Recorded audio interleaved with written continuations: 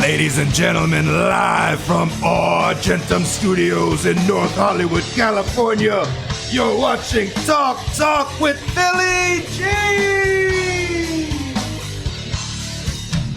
Hey, what's up, everybody? This is Talk with Philly G, and I'm Philly G. And today we're super stoked to have Graham Sibley. Yeah, hey. How are you? How's it going? Good. How are you? Dude, I am super stoked to have you here. Thanks, man. Thanks for having me. Thank you for coming. It's a little bit of a rainy day here in the NoHo. Where are you coming from? I live in Silver Lake. Oh, not bad. Yeah. Not bad. Yeah, it took me about a half hour to get here. Oh, not bad. Okay, right up the Hollywood freeway? Is that how you come? You know, I did. I made a mistake, Phil. I got off on the 170. I should have got off on the Lancashire, or was it Lancashire? Is it Lancashire? Yeah. Yeah, Lancashire. I should have on Lancashire, but I didn't. I got off on Magnolia. Yeah, sometimes when you see the NBC Universal, you could hang a right. Yeah. And just go up Vineland or Lancashire or whatever. And check out those mannequins. You know, living in Hollywood. Dealership. So let's see. We've learned that you're from Michigan, right? Yes, I'm from Michigan. Well, first of all, come back over here, Ed. Thank you. Hi, everybody. Let's all calm down, right? We're gonna get into meeting Graham, but let's first find out. You are an actor. Yeah. You're what else? Are you a model? Are you a comedian? Well, are you? you? Let's hear all the things that you. I'm an actor. I'm an actor. I came out here initially to play basketball at Cal Lutheran, and that sort of is what got me out here. And then I ended up transferring after my freshman year to Chapman University. I graduated from Chapman. Okay. And I was in the directing program there, but kept getting cast in all my friends' movies and just kind of got bit by it. There you go. Yeah. I just found out yesterday, as a matter of fact, that my oldest boy who goes to school, he's in the film class. Okay. He got accepted to advanced film. Nice. Yes. Advanced film nowadays is probably like what film 20 years ago was like. I mean, they're probably like cutting, Yeah, just making the shorts. They're probably doing mocap and. It's amazing, So for him, that's awesome, and it's going along that path, right? So like you're saying, in college we were making films, but we needed someone to be an actor, yeah, right, yeah, and so it was you. It was me. I guess I was the willing victim, right? Yeah, and so here you are. You're making student films. Yeah, right? I was making a bunch of student films, and then when I graduated. I still was. I graduated, but I had a lot of friends that were still in the film school, and so they kept wanting to cast me in their projects. And so for a couple of years after I was up here on my own, I was still going down to Orange County, and there was one year where I did a student film, like. Out of all the 52 weeks, I think I did something like 45 student films in 52 weeks. It was like every other week or every week I was doing another project, playing a different role and playing in a different kind of genre. And some of them were really cool, like Civil War shorts, and some of them were sci-fi, and some of them were schlocky horror, and some of them sucked, and some of them were really good. Right. Yeah. But that gave you, right? That's like training, like just. Yeah, it was like a smile, laugh, cry. Yeah, it was really like a huge education on just how to work with the camera. Yeah. So yeah, it was a huge. I was really grateful that I had that time after I graduated.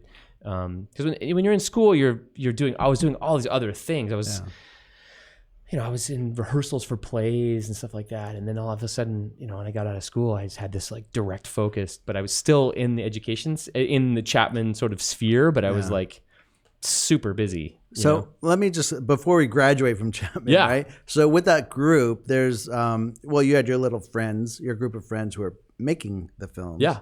but was it like within the class, there was a bunch of people who would hire all the same actors? So, I mean, it wasn't only you, there were others, right? Yeah, there were others. I think there's a weird thing in film school where the film and theater schools don't communicate. And it was a weird thing. Like, it was like, there was like a hierarchy of the theater school, which was like, oh no, we don't do movies, which is stupid. And then the film school was like, oh, we don't hire theater actors. We only cast from LA. So there was this sort of weird sort of hierarchy about it. And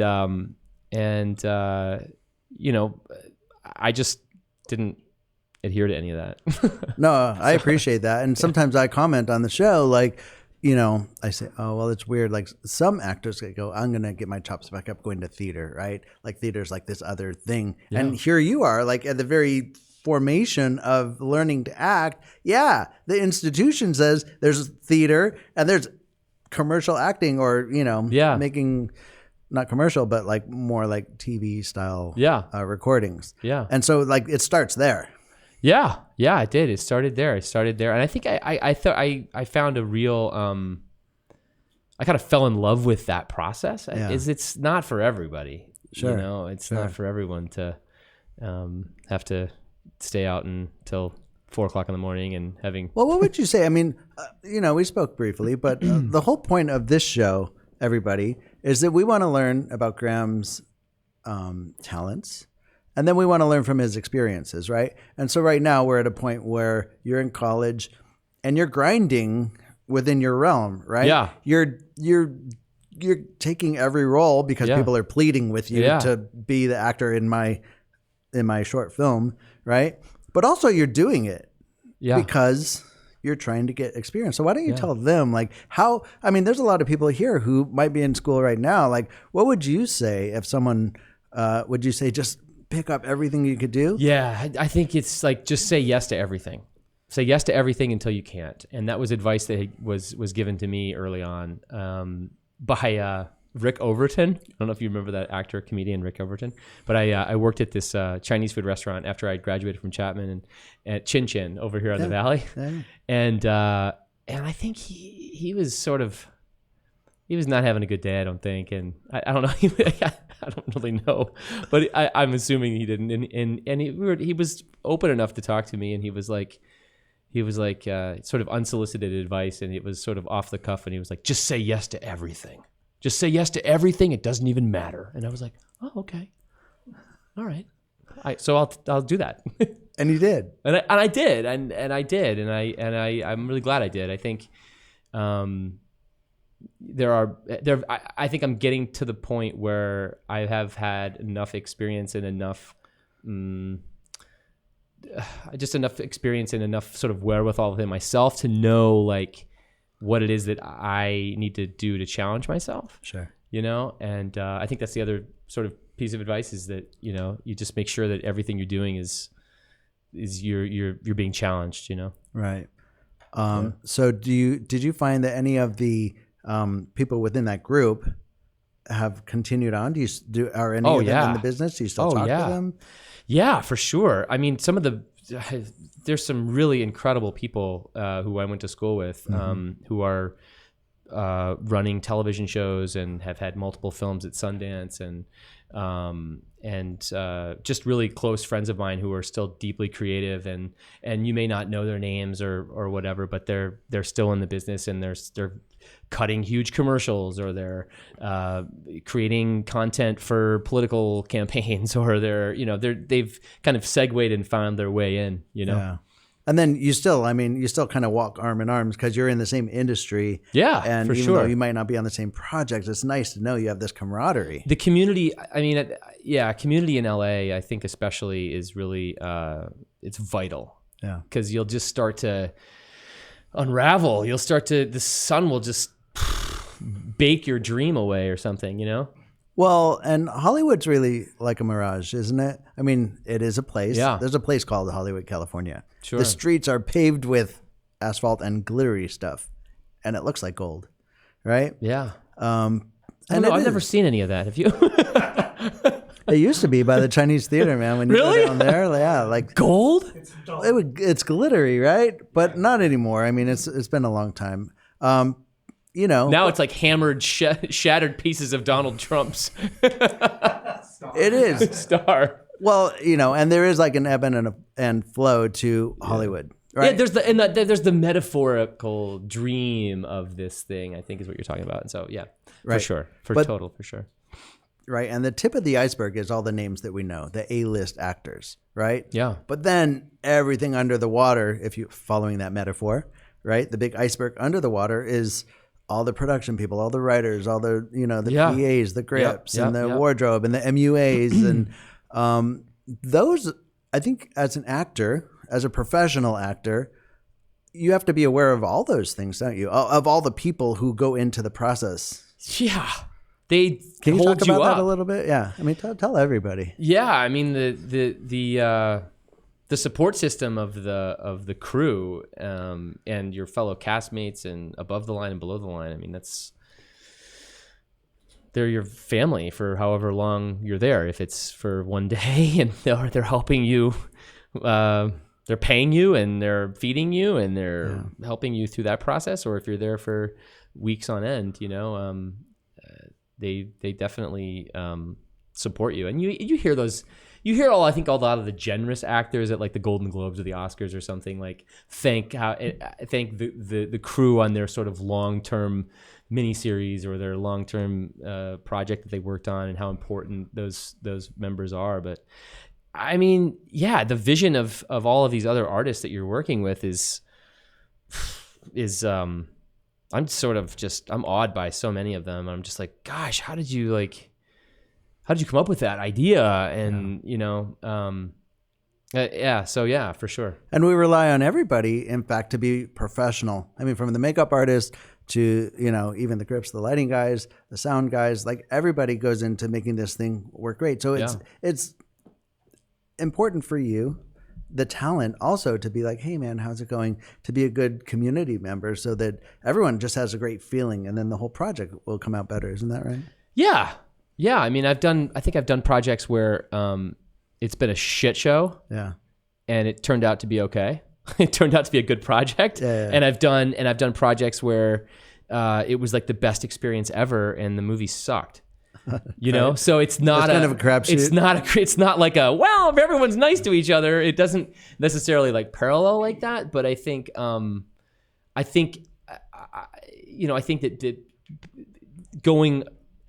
success, I think what you're leading to, I think like success is it runs parallel to a number of things. I think working hard and how you treat people and your individual integrity. Success. Yeah, right? I think a lot of those things, like your honesty and your integrity, all those things like go really far. It's like you're building a business. Like I'm just a freelance business person. Right. And you're your own brand. Yeah. If I'm a dick, then I'm either going to attract other dicks that I'm going to work with, or I'm not going to work. Right. Right. I mean, I know a lot of people who are, showrunners who vet series, like you're going to get cast in somebody's show, like as a series regular. They vet you. Sure. They call and ask around and be like, I'm going to spend the next 7 years with this person, 16 hours a day. Like, better not be a dick. Yeah. It's definitely one of the things, because you're going to have shows. Let's talk about some of the shows that you're working on now. Yeah. Right? Mm-hmm. Which one would you like to talk about first? We have a few. We could talk about Rideshare. Yeah, sure. Rideshare. Yeah. That's a limited series called Dark Web. Yes. It's on Amazon Prime. And we can see it now? Yeah. It launched at Comic-Con last summer. Yep. And hey, there it is. Look at that. Yeah, there it is. Yeah, it's Dark Web. And these it's really great. What is that picture telling? What's that image telling us as we look at it about the story? I mean, we see the face, and there's multiple things going on here, right? Yeah, that people look weird in the web. Mm-hmm. People look dark in the web. No, I think it's not what it may see. It may look like what it is, but it's not. something like that. I don't know. That girl who's texting me is really an old man. Yeah, that's right. Is that what we're talking about? Yeah, it's like the Aerosmith video. Yeah. That was Walk This Way, right? Yeah. Walk This Way. Talk. Lovin' and yeah. Oh, is that the one where it's the woman on the down? Which one is it, Ed? Do you know what I'm talking about? Where's Paul? Where'd he go? I know what you're talking about. Yeah, about the phone. Like the phone sex thing, right? Yeah. She's like this sort of overweight woman. Yeah. So Dark Web is an anthology show. It's sort of like Black Mirror. Yeah. But there's a through line. There's a narrative that goes through it as well. So there are one-off episodes all the way through, but there's a through line that kind of goes through. They're trying to find this girl. This team of friends are trying to find their friend. And our episode, Rideshare, is the first chapter 1 in the anthology. It was written and directed by Bowman Modine, who's Matthew Modine's son, who's such a talent. He's so smart and such a wonderful director. I think I've worked with a lot of directors who don't necessarily have the language of how to talk to an actor, as well as like understanding story and understanding with a visual component of storytelling. And Bowman's got it all. And I really, really loved working with him. So our episode is about an Uber-ish drive, like a rideshare driver. Sure. It's like a fake company, and Bowman based this episode, this story on the biblical story of Job. Okay. So I play this Uber driver kind of fellow who gets messages from the app, and it's telling me the bad things that people have done who are in the car. Oh. And it's like, I'm like, what is going on?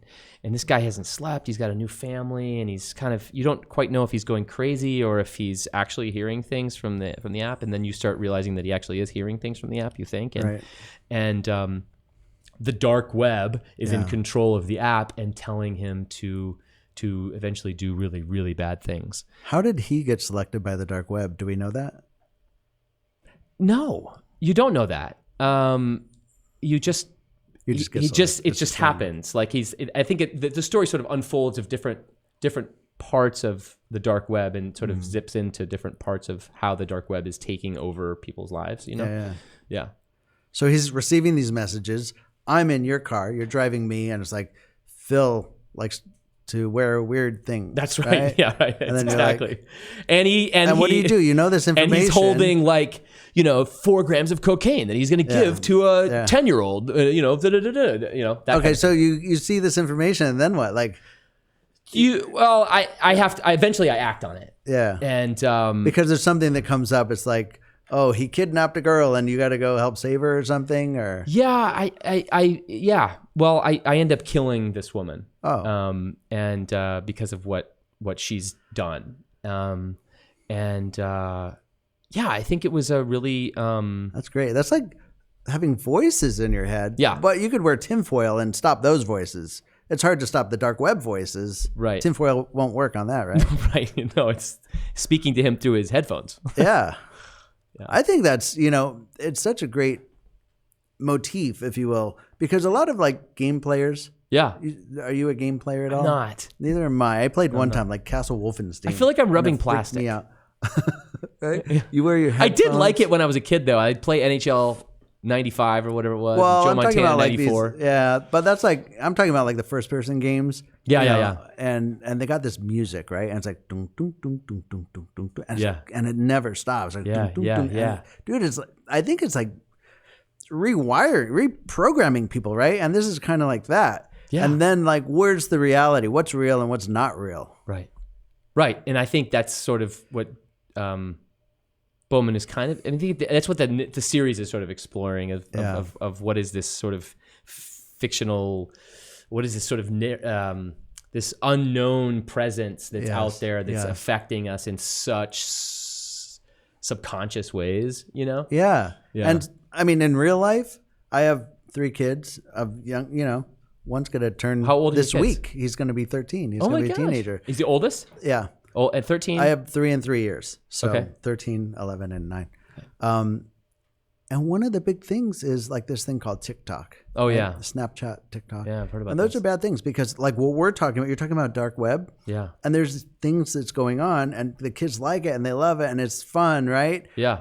But it's not fun. You think it's fun, but it's training you. It's training you. Right.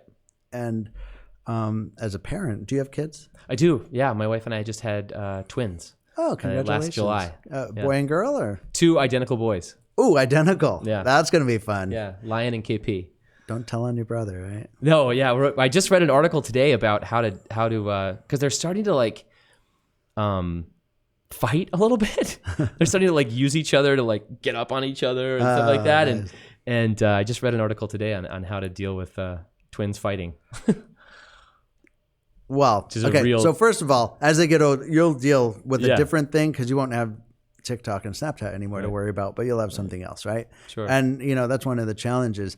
But let me ask you about twins. Like, did you register with a twin registry so they could track your kids as they get older? Has that happened? It's just a Social Security agency. Are there people who like search out people who have identical twins and they want to like follow your kids? Oh, yeah. I've been pretty private about sharing pictures of them and stuff like that. Yeah. I do a blog every week on my Instagram page that sort of tells what's sort of major event that happened that week, in the story of them. But I'm really trying to share my experience of being a father through just my experience of it, and not trying to expose them in any way. Yeah. And I know certain parents have different opinions on that, and but I just felt like this was right for That's us. great. And by the way, you could see me on the net all the time. You'll never see my family though. I don't put pictures. Yeah, of my family. I just feel like it's up to them. Sorry. This is all you get. We're at 25 minutes already? 24. What? Yeah. Wow. Well, we're gonna go long because Graham just got you. We're just You're getting getting into started, this, man. I mean, come on. Adulthood, parenthood it's the beauty of everything, right? I mean, I think that's when you talk about Curly. Yeah. What's the reason? What's the meaning of life? Yeah. What's that one thing? Yeah. That one thing is like procreation for me. Like, sure. Totally. It's like Jeff Goldblum says it, right? Life will find a way. Oh, what does he say? Jurassic Park. Oh, right. You Yeah. know? Right. Life will find a way. Right, It just keeps going on. And that's really, we're, from a very basic, without anything else, like plants. Totally. We all do. Yeah. But then there's that. And so then we can craft our families into what we want our families to be. Yeah. And we were talking earlier a little bit about politics, about Bernie Sanders. Yeah. About the president that we may or may not like. Hopefully that's going to be out of office very soon. I hope so.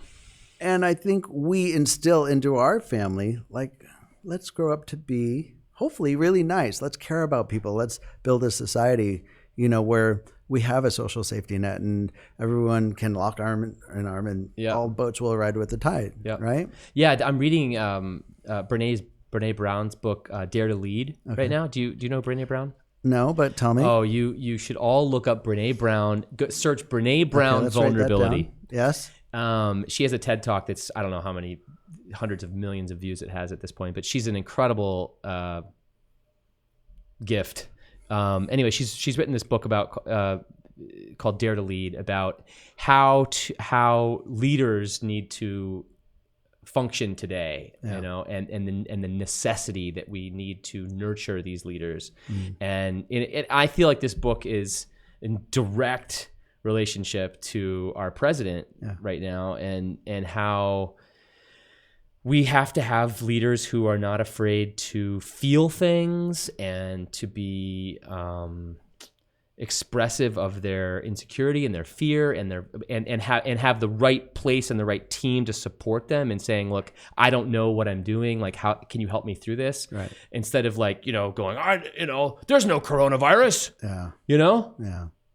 We don't expect you to know everything. And that's, and I mean, there's time and place for people to know that you don't know anything. That's I don't necessarily want the know, but there's a place for them to know. Right. There's a place for them to hold space for that and to be around people that can support them in that. And that's why we have a Surgeon General. And everything else. Everything else, right? So, yeah, no, man, I get you totally, and I think like there's a real super huge responsibility as a father, to kind of at least begin that process of teaching. Also, as a working professional, as an actor, you could choose roles if you wanted to that you would portray stories that align with how you're living. Yeah, I mean, this dark web was something that I felt like I really, really deeply responded to because of the nature of what Leland in this episode is going through, and he's a character who is sort of as he's hearing voices, he's a victim of these circumstances, and I so deeply could relate to that, and Bowman gave me this really great gift to tap into some of my personal experience about feeling those things, and I think as I grow up as an actor, I think that's really what I'm looking for, is trying to find like things that sort of match either past experience that I need to sort of unpack, or what's going on right now in my life and how I can process that at the same time, Yeah.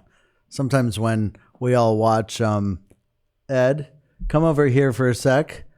Sometimes when we watch actors and we get on and we talk about, we get a little touchy-feely, and you're like, oh no, everyone's rolling their eyes. You're like, oh, there he goes again. I was talking too touchy-feely, huh? No. But right. It's like, I need to be fulfilled as an actor. I need to grow as an actor, and it's like people out there might be, dude, you're an actor. Like, no. Well, no, I think. Hold on. Oh, yeah. Yeah. I'm breaking down, great. building up, breaking down. Great. Acting is a profession, man, and we're doing something, we're building. And you out there, everybody, right? You start as the bag boy, you start as the grocery boy, and then you work your way up and you get to be the cash register, and then you work your way up, and now you're working in the, the produce, and you grow, you build. And that's what we do. Right? I think but you're doing the same thing. You've created something, and that takes courage. Yeah. That's like, what part of this experience that you're getting out right now is like, what are you working out right now? Like, what are you working out in your own life, and what are you teaching your kids, and all of these things are like, and I think the choices that I make as an actor reflect who I am as a person, because now I'm publicly talking about things that have happened in my life, and it only makes sense to me. Yeah, it only makes sense to me to do that and reflect who I am. And through the work. You're getting some critical acclaim, aren't you? You're pre-nominated for what? I'm pre-nominated for a Daytime Emmy, Outstanding Guest Performer in a Digital Series. Which series? Dark Web. In here. Okay. In Rideshare. That episode is what's being considered. And how many people were pre-nominated? There were 10. So you're 1 out of 10. 10 of us. Yeah. So I think I don't know how many people were considered. I found out I was being considered, I guess maybe 6 weeks ago or something, maybe. And then I found out maybe 2 or 3 weeks ago. Dwayne also, that's for the same episode? Dwayne, no, there's 4 of us from Dark Web in different episodes. Oh. Yeah. This must be a great series. It is. It's really good. Everybody should be going It's really good. See Dark Web. Yeah. Yeah. Right? Yeah. On Amazon? Please do. On Amazon Prime. Yeah. Do you have Amazon Prime, Ed? Yep. Who doesn't? Or at least using somebody else's password. Well, I'm using my mother-in-law's password. What's funny? Sorry, Look, Jeff Bezos. It's still me. And by the way, now you switched away. Boom, boom, boom. Talk about the dark web. I mean, maybe Amazon, like all these streaming services, right? It's like there are overlords, and they're like, they just want more and more and more from us, don't they? Yeah. Right? And it's like, watch Disney Plus, watch Amazon Prime, watch Netflix, watch NBC Universal's new streaming service, right? Holy moly. Like I have to subscribe to I only make so much money, bro. You know what I mean? Right. I mean, yeah. So YouTube has their I only TV have so much thing. time. Well, there's that. And it's like, dude, you got to pay for like, so we broke up the cable companies. Can we talk about this for a sec? Right? We broke up the cable companies so that because we wanted individual, we wanted a la carte. And now what do we got? Got a la carte. You choose. Now what do we got? Yeah. Oy. I know you got so much. I know. I find, I bet that they'll, I don't know. I don't actually. Are they going to come back together into like they'll probably one big... come in packages or something, right? We had, right? And that's the funny thing because we had that. Yeah, right. Was, the streamers will come but in. Nobody liked it. Was $140. I got to pay $140 a month. You're like, no way. Now you break it up and we're paying $300 a month for like every single thing. Right, exactly. Life. Oh, I don't feel. Are you paying $300? How much do you pay? I'm being dramatic. Yeah. Right? I'm being dramatic, Ed. I'm being dramatic, everybody. I mean, that would be terrible. I do want to get the Criterion Collection. That one I do want to get, which is like $15. Yeah. Or maybe more. I don't know. But I do want to get that one. You can write it off. You're an actor. I could write it off, Well, actually, season. They changed the tax purposes now. The tax way that it does that now, and it's not. You cannot. It's not as. I haven't even tried it yet to write off all these streaming service subscriptions. I think I got away with it last year, but I think now that there's new Trumpian rules around that. Exactly. You know. Graham, what else? Is there anything else? What do we miss? What else do we have to talk about? Because I don't want to miss anything important. Yeah, there's a film coming out that I am in that was at Sundance in 2019 last year in competition. It's called Blush. Do we have Blush? Nope. Yeah, right. It's called Blush, and it's going to be released on April 10th. Ooh, coming up. Starring Wendy McClendon-Covey and my dear friend Christine Woods and Max Burkholder and Steve Little and myself and my friend Dean Czechvala is also in it, and Deborah Eisenstadt wrote and directed this movie, and it's really great. It's about it's sort of like a middle-aged woman's coming-of-age story. It's sort of her nightmare unfolding in front of her eyes, and she sort of realizes where she's at. But it played really well in Sundance, and we really had a great time up there. That's great. Yeah. I mean, we're all getting there. I don't know if you want to talk about how old you are, but I mean, 40s, right? 43. There you go. Yep. I just turned 51, which is blowing my mind. Like, I can't believe I'm that old, but I'm thankful that I'm that old. Yeah. Right. Yeah. And you get through your 40s and it's like this whole thing, and they have TV shows about it, right? I mean, it's crazy. Well, it was also really interesting to watch this movie up in Park City it attracted Park City, I think, or Sundance attracts a certain crowd, right? Film cinema crowd. Of course. And the theaters were filled with a lot of middle-aged women who really responded to the movie, and a lot of the questions after the screenings and stuff were like, "Thanks for this movie, thank you," because I think everybody kind of want to feel like they're a part of that. People are understanding, you know. And so you were talking about like actors talking about too touchy-feely stuff or whatever, and like I meant that in a good way. I think that's our job. Yeah, that's our job to do that, and if we don't do that, then you're left hung to dry, being it's not okay to feel, you know. So I meant that in a good way, by the way. No, yeah, I know. I totally get it. I just think that there are people who are probably watching that think that. But I feel like I see that enough with other actors who are sort of saying the same thing. Yeah. But it's really true. It's like, you know, someone told me that actor is the doctor of the soul, and I sort of I get that. Well, because you know, emoting, right? Emoting is your whole purpose, right? Like the way that I portray this character, the way that I'm giving you my sentiment, I'm portraying my sentiment into the camera so that it's believable. Right. So how could I turn that off? Right. I mean, in everything that I do. I don't think you do. I don't think you do. Right. I think that's the point. I don't think you do. Yeah, exactly. Right.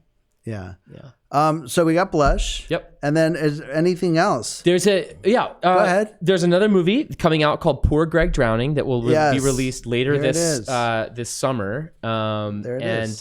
This is a that's a great little image. That's great. Yes. Poor Greg Drowning. Yeah, we started off as a web series Yeah. that my friend Jeffrey Scott Collins created, and he was like, "Let's just start shooting something," and I was like, all right. So we started 5 years ago. Yeah.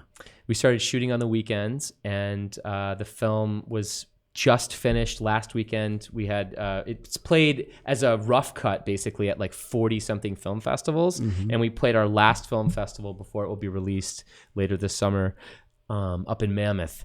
But it's great. It's super funny, and it's about this love addict who's trying to find a roommate and ends up falling in love with his roommate, and there's the little twist that goes along with it too. And Cedric the Entertainer is the narrator. He narrates it, and there's some a really great cast. Christine Woods is also in this movie, good friend of mine, and it goes on and on. The cast is incredible. Well, that's great. Yeah. So, all right, let's recap because we've talked about a lot tonight. Yeah, right? we well, sure I don't even have. know tonight, today, whatever. Right? We covered a lot: politics, which is great. family. I mean, so, like I said at the beginning, right? The whole purpose of the show is to learn about you. We want to introduce you to the audience. We want to learn from your experiences. We talked a little shop talk about productions. Getting along with everybody, being nice to the caterers and the PAs and the grips, and right, everybody. It's important. We talked about your current films, series, right? Blush. Yeah. Yep. Dark Web. Right? Poor Greg Drowning. Yep. And so if someone wants to go, you have an Instagram. Where can people find you on the dark web? I have the web. My own website, which is grahamsibley.com. And then my Instagram handle is SIBLEYface.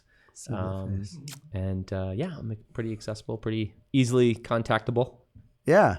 Well, so I will just say that all of us together, we are better people today for having met you, Graham. Oh, thanks, Thank you for coming in. I feel I'm honored, and I've really enjoyed this conversation. Yeah, I really like your energy. You have a great energy. Thanks, man. I think we share a lot of the same values, which is good. And in our community, I think people share the same values. And when people attack our community, nationally, and they go, the Hollywood crowd or whatever, that's something that's like a badge of honor to me. Right? Yeah. Because we kind of carry the torch for all things that are good. Yeah, I agree. Yeah. And everybody should wear that badge proudly because in our community, and just keep up the fight, keep grinding. Thanks, man. You too. Right. I'm really honored to be on the show. Thank you. Yeah. And so I'm going to do my closing credits, if you will. Yeah. We are very thankful today and blessed to have Graham Sibley here. Thank you very much. Thanks. We are here at Argentum Studio A in North Hollywood, California. We are also at the Harmon Press, which is Union Print Shop, Teamsters 572. A&I Fine Art and Photography is also here. In fact, this image right behind you is shot by a photographer, Ted Soki, one of my favorite people on earth, who I got to get in here. And, there's just a lot of good people. Work with good people and good things happen, right? I mean, that's right. Surround yourself with good people. Fight the good fight. I mean, I agree. There you go. He agrees. Any last words? Ed, really, thank you. All right, everybody, bring it back here, Ed. We thank you. We thank Graham. We thank everybody here. And we will see you next time. Peace out. This is Philly G on Talk for Philly G. See ya.